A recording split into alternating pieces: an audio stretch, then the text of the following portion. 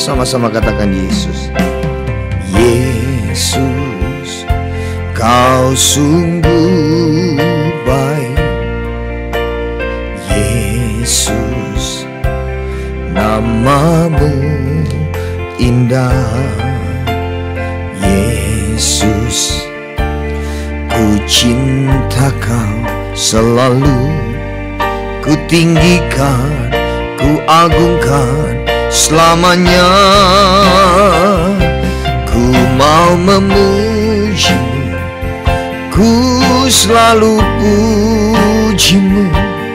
Ku mau menyembah-Mu, ku selalu sembah-Mu. Kau yang layak terima semua pujian, kemuliaan hanya bagi Tuhan. Ku mau memuji-Mu, ku selalu puji-Mu. Ku mau menyembah-Mu, ku selalu sembah-Mu. Kau yang layak terima semua pujian, kemuliaan hanya bagi Tuhan. Mari datang dengan sikap hati yang benar untuk memuji, menyembah Tuhan. Bawa dirimu masuk lebih dalam di dalam hadirat Tuhan untuk menikmati perjumpaan dengan Tuhan. Yesus, Kau sungguh baik. Yesus, nama-Mu indah. Yesus, ku cinta Kau selalu, ku tinggikan, ku agungkan selamanya. Sekali lagi lebih sungguh. Yesus, amin. Kau sungguh baik. Yesus, nama-Mu indah.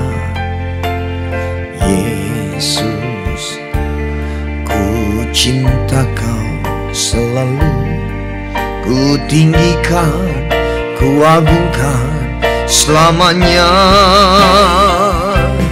Ku mau memuji-Mu, ku selalu puji-Mu. Ku mau menyembah, ku selalu sembah-Mu.